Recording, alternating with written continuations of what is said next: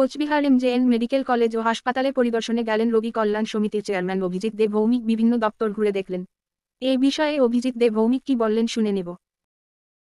যে সিকিউরিটি বা এজেন্সির মধ্য দিয়ে যারা আপনারা নিয়োজিত এখানে হন, তাহলে কিন্তু হসপিটাল এবং কলেজ ঠিকঠাকভাবে পরিচালনা করা আমাদের পক্ষে খুবই কঠিন। এইটার জন্য মূলত আজকে ডাকা। এই বিষয়টা আমাদের অজিত বাবু সঙ্গে আছেন, উনি একটু বলবেন আপনাদের। আমরা মেল ওয়ার্ডে ভিজিটে গেছিলাম, ওখানে প্রত্যেকটা পেশেন্ট মানে বাড়ির লোক পেশেন্টের সাথে মোটামুটি 3টে করে বাড়ির লোক, মহিলা বাড়ির লোক আছে।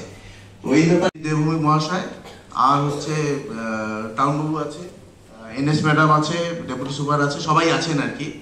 আর এছাড়া এজেন্সি আছে এবং আচ্ছা দেখুন, একটা সময় তো এই হসপিটাল বা মেডিকেল কলেজে আসার মতন পরিবেশ ছিল না।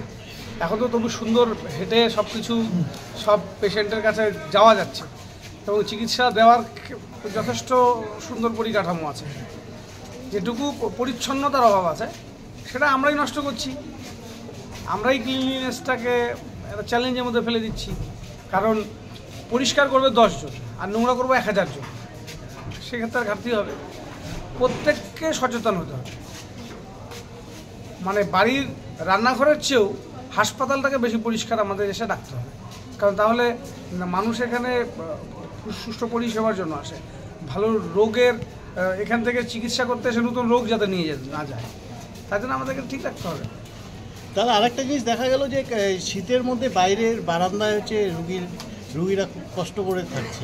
দেখুন এটা কি, দেখুন 500 বেডেড হসপিটাল যদি হয়, সেখানে যদি 700 পেশেন্ট আসে, 200 পেশেন্টকে তো রাজ্য সরকারের স্বাস্থ্য দপ্তর ফিরিয়ে দিতে পারে না, তাকেও চিকিৎসা দিতে হচ্ছে। পরিকাঠামোটা তো আর রাতারাতি বাড়ানো যাবে না।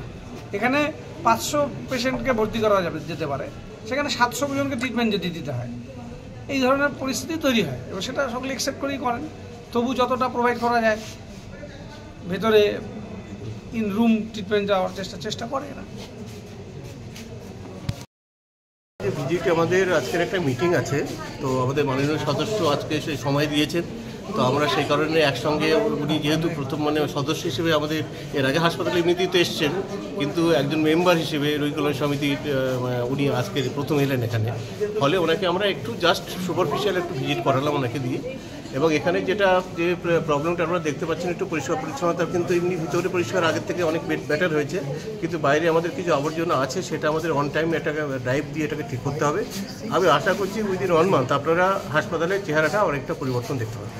এবং সেখানে আমাদের মাননীয় সদস্য যিনি রয়েছে অভিজিৎ বাবু, তার যে প্রোঅ্যাক্টিভ ভূমিকা, আমি আশা করছি 1 মাস বা 1.5 মাসের মধ্যে হাসপাতালের চেহারাটার কিছু পরিবর্তন আপনারা ফিল করতে পারেন, এটুকু বলতে পারি।